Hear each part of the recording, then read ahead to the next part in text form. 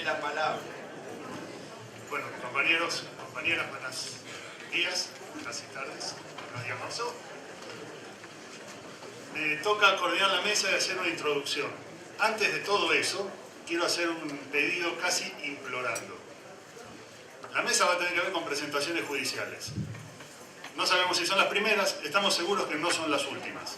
Los que les pedimos, y ahora voy a explicar por qué, es que quien quiera empezar algún tipo de medida judicial coordine con nosotros. Coordinar no quiere decir ni que le ponemos el abogado, ni que le ponemos la firma, ni que le cobramos honorarios, ni nada. Cada cosa que pueda salir torcida impacta. Y voy a explicar por qué. Los decretos 13 DNU de modificación de la ley de ministerios, tal cual lo contó Cintia Ottaviano, implicó quitarle facultades a dos autoridades que existían, que tenían lo que se llamaba grado de autarquía, o sea, dependían directo del Ejecutivo. Esas dos autoridades creadas por ley estaban sustantivamente respetando lo que se llaman los estándares del Sistema Interamericano de Derechos Humanos. Eso es lo primero que les pido, tomen nota. La Argentina firmó tratados internacionales que se incorporaban a la Constitución que obliga, así como uno dice, esto es inconstitucional, obliga a mirar qué pasa con la Convención de Derechos Humanos. Más aún, puede ocurrir que algo sea constitucional y no sea compatible con el sistema de derechos humanos. En ese contexto digo, primera cuestión, se le quitan facultades a organismos autárquicos creados incluso antes de las recomendaciones del sistema interamericano en materia de lo que fue AFCA y respetuoso del sistema en lo que fue AFTIC. Pero no lo disolvía. Luego viene el decreto 236. Ya contra el decreto 236 hubieron acciones judiciales. ¿Cuál es el contexto del 236? Es la remoción, con una explicación política, de una intervención administrativo-jurídica por el cual remueven directorios sin pasar por lo que se llamó el debido proceso, por lo que mencionó Cintia Ottaviano hace un rato. ¿Qué dice el estándar del sistema interamericano en esto? Que las autoridades deben estar creadas por ley. Esto se llama legalidad formal. De paso les doy letra por si alguno va a discutir con su abogado para hacer los juicios. La legalidad formal significa que lo trate el Congreso, pero, y acá un agregado, que lo trate el Congreso de modo tal que participen en el debate mayorías y minorías en el debate. Y ahí tenemos un problema con los DNU, que es que no se debate para aprobar los DNU. Aunque el Congreso los refrende, va a paquete cerrado. No se discute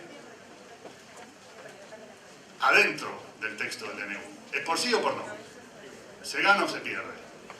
Aunque eso ocurriera, y el Congreso refrendara los DNU, la constitución de la autoridad de aplicación ENACOM, en el sentido de lo que promueve el decreto 267, en base a la intervención previa, no respeta los estándares del sistema interamericano, insisto, planteados por la relatoría en el año 2009, publicado en 2010 en adelante, o sea, la ley nuestra es previa, que dice: las autoridades deben estar creadas por ley formal, deben tener autonomía funcional, autarquía económica y ser independientes de las corporaciones de medios y el poder político.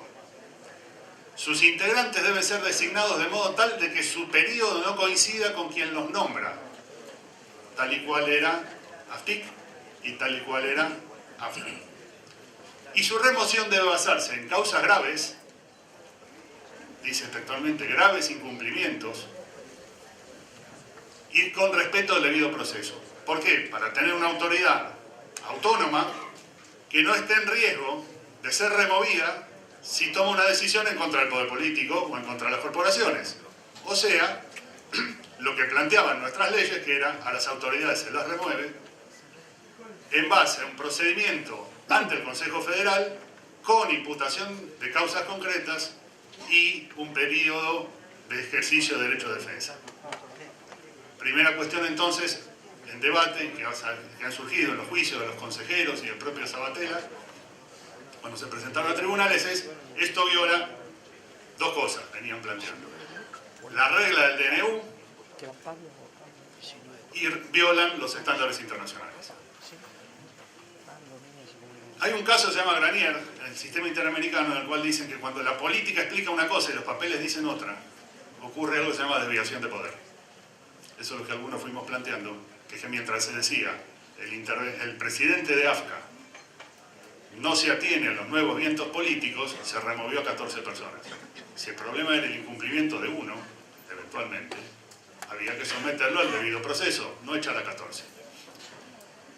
Luego pasamos al 267, que este sí es un decreto de necesidad de urgencia. Hay necesidad de urgencia de algunas cosas cuando el Congreso podría haber sido llamado en extraordinarias, evidentemente no. Hay algunas cosas que aún siendo llamadas en extraordinarias o que no pudiera funcionar en extraordinarias, ¿eran de necesidad de urgencia? Evidentemente tampoco no. La derogación del abono social no tiene absolutamente nada que ver ni con la necesidad ni con la urgencia. La ampliación de los plazos de licencias o de la cantidad y acumulación de licencias tampoco es de necesidad de urgencia. ¿Qué hace el 267? Y lo voy a ir cotejando con el sistema interamericano, o sea, con la propia Constitución. Primero, crea una autoridad de aplicación en la cual se puede funcionar con 4 designados por el Ejecutivo, en la ley anterior eran 2, y todos, inclusive los 3 que tiene que poner el Parlamento, pueden ser todos removibles por decreto, inclusive los que pone la oposición, lo cual es una paradoja rara. Sin ningún tipo de estabilidad, sin ningún tipo de autonomía, sin ningún tipo de autarquía, con lo cual hay una sujeción clara al poder político. A diferencia de lo que era AFCA y AFTIC, no hay representación del sector social. Había uno por universidades y otro más designado por el Consejo Federal, recordarán ustedes, y en el caso de AFTIC había alguien por las provincias y otro por el Consejo Federal. Y en todos los casos, cosa que también pide el sistema interamericano, en todos los casos se hacía un sistema de publicación previa de antecedentes de los candidatos. Ahora eso no pasa. ¿Qué otra cosa se altera? La regla del sistema interamericano, ya desde el 2001, en una declaración de principios, es que la razón de ser de la regulación de la radiodifusión es la promoción de la diversidad y el pluralismo. En el año 2000, como dijo antes Cintia Ottaviano, el sistema interamericano dijo: debe haber criterios democráticos para acceder a la frecuencia, los monopolios y los oligopolios restringen la democracia porque afectan al derecho a la comunicación, al derecho a la libertad de expresión y el acceso a la información. En el año 2007 los relatores dijeron que el control de concentración indebida, ya no de monopolios y oligopolios, sino de concentración indebida, debe ser previo. ¿Qué hizo el Estado argentino? Se apartó de estos estándares, incrementó la capacidad de concentración, incrementó la duración de las licencias casi hasta el infinito, porque son renovables. Digo, hay una prórroga automática sin que se pida, entonces, digo, no es prórroga. Y en ningún caso se revisan los antecedentes de los solicitantes. Se transformó las licencias en un bien transable, con un 45% de cotización en bolsa, entonces nadie sabe quiénes son los dueños. Y se cambió, esto los compañeros de Radio América fueron los primeros en sufrirlo, se cambió el régimen por el cual, antes de cambiar la titularidad de una licencia, había que solicitar autorización. Ahora hay que esperar 30 días antes de que se pueda decir que se incumplió el deber de avisar que cambió de manos. Durante 30 días los compañeros de América no saben quién es el dueño de su emisora. Y se cambió la regla de que antes había que esperar que la autoridad de aplicación se expidiera. Si ahora la autoridad de aplicación no se expide, automáticamente se da por aprobada la licencia. Esto que viola un principio que se llama transparencia de la titularidad, que lo plantea la UNESCO y lo plantea la Comisión Interamericana. Otra cosa que se pone es que esto va a estar sujeto, toda esta actividad va a estar sujeta a reglas de control de concentración como si fuera defensa de la competencia. Esto ya lo discutimos en la Corte. La Corte dijo que el control previo de concentración y no pelear la discusión como si fuera una cervecera o una fábrica de zapatos incide en la defensa del pluralismo y la diversidad de la opinión pública. O sea, el Estado argentino lo que hizo fue apartarse sistemáticamente de estándares de protección a la libertad de expresión y el derecho a la comunicación que plantea el sistema interamericano. De paso, como dijo Cintia antes, se cargaron que el cable es una industria cultural. Tomando antecedentes, a mi criterio, mal leídos, dijeron todo lo que es conectividad, independientemente de que haya contenidos ahí adentro, pero que el que presta conectividad es un servicio de telecomunicaciones igual que un celular. Bueno, con eso se cargaron la Convención de Diversidad Cultural que mencionaba antes Susana, que anda ahí asintiendo. Porque la definición de la distribución, no del transporte, no de la producción, sino de la distribución de los contenidos culturales, forma parte de las industrias culturales. Acá se decretó, no hay ley, se decretó que apartan el cable de la mejor regulación que hay, que es entenderla como un servicio de distribución de contenidos culturales y educativos. ¿Esto es así en todas partes? No. Estamos preparando con Diego de Charras y Luis Lozano, que andan por ahí, un documento donde se pone que esto en Chile es distinto, que en Brasil es distinto, hay cuotas de pantalla nacional, hay cuotas de pantalla de medios públicos, en Estados Unidos, en Canadá, en Francia, en Alemania, en México, es distinto. Y son todos los ejemplos que tomaron para armar el decreto. O sea, no es consistente el decreto con lo que dijeron, con lo que sale. ¿Qué hicimos a partir de esto? Armamos en la coalición una coordinación de abogados. Si hay algo difícil, es eso. ¿Vieron cuando dice 2 abogados, 3 opiniones? Acá somos más, está Susana Pachecoy por ahí, no sé si está Graciana. Armamos una serie de borradores, participó Diego Morales del CELS también. Armamos una serie de borradores que algunos compañeros usaron para la experiencia que van a contar ahora. Y además se presentó ante el Sistema Interamericano 2 escritos por parte de los compañeros de la coalición, y la Defensoría del Público presentó otro escrito, otra denuncia, y un pedido de audiencia. ¿De qué van las denuncias?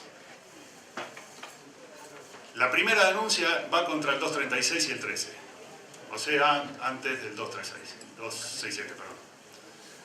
¿Qué se planteó ahí? Que Argentina, con la remoción de las autoridades, con la intervención de los organismos y con quitar la autarquía de la autoridad de aplicación, de las autoridades de aplicación, se corría de los estándares.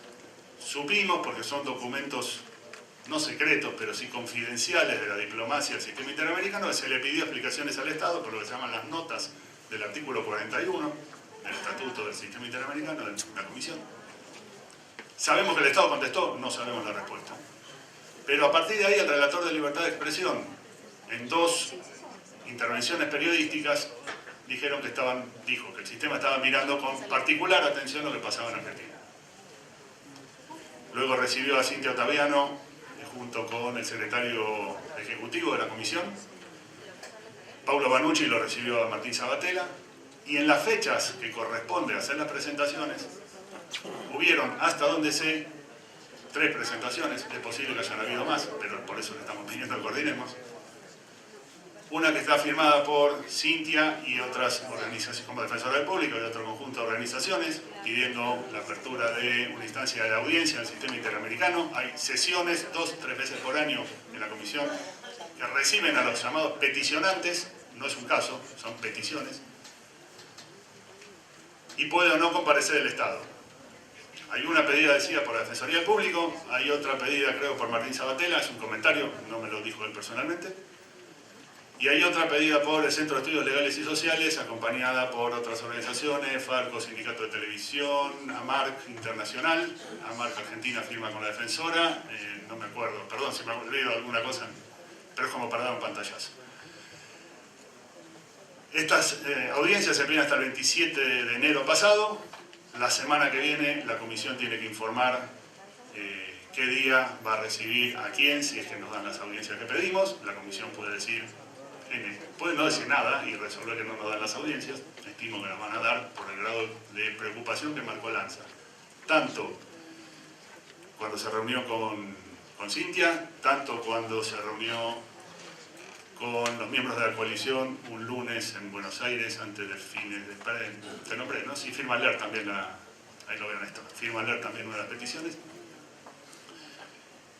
O sea que en las formales y en las informales el relator de libertad de expresión marcó la preocupación que existe por el grado de apartamiento a los estándares del sistema que ha venido planteando el Estado argentino, desconociendo una ley sancionada por el Congreso, cuyo principal bache es que es un decreto. Y si algunas cosas fueran refrendadas por el Congreso, el hecho de la regla de la mayoría no implica el cumplimiento de estándares internacionales de protección a los derechos humanos, por las cosas que planteó antes Susana y por algunas de las cosas que dije. O sea, esto recién empieza, es largo. Breve contexto de los juicios. Tenemos un problema, que es la ley de cautelares. Algunos compañeros, que supongo que entrarán por acá y contarán su caso, que asistió Susana Pachecoy, que anda por ahí, levanta la mano, que es una de las compañeras del protoequipo de abogados. La apelación de una medida cautelar, que es lo que pasó en el caso de La Plata con Luis Arias, que después se declaró incompetente, como correspondía, primero resolvió y después se declaró incompetente. La interposición de la apelación limita el efecto de la medida cautelar pedida. Entonces tenemos que remar en dulce de leche. Y el otro tema, que como acaba de ocurrir con los compañeros de Jujuy, le remitieron el expediente al expediente originario de Sabatella, porque lo que pedía era algo parecido que tenía que ver con la inconstitucionalidad del 236. Hay un fallo de Cablevisión contra una municipalidad, que no me acuerdo cuál es, creo que es Mercedes, que dice: cuando se discute todo lo mismo en distintos juicios hay que concentrar. Por eso les pedimos coordinar. Toda cuestión que tenga que ver con reclamar contra estos decretos, coordinémosla. Insisto, no nos queremos poner galones, no queremos sacarle trabajo a ningún colega, pero hace falta coordinar para mirar las experiencias de los casos que van saliendo. Toda cosa que nos salga torcida, cuesta más remontarla que no pedirla. Porque lo que nosotros no engordamos, los hace crecer a los que están enfrente, sea quien fuere el caso. Pérez con González para reclamar el decreto porque hay un tema de cable, Pérez con López porque no tiene lugar para entrar o porque no aplican al FOMECA. Por lo que fuera, coordinemos. Queremos ayudarnos entre todos. Esta es la breve introducción. Más chico era imposible.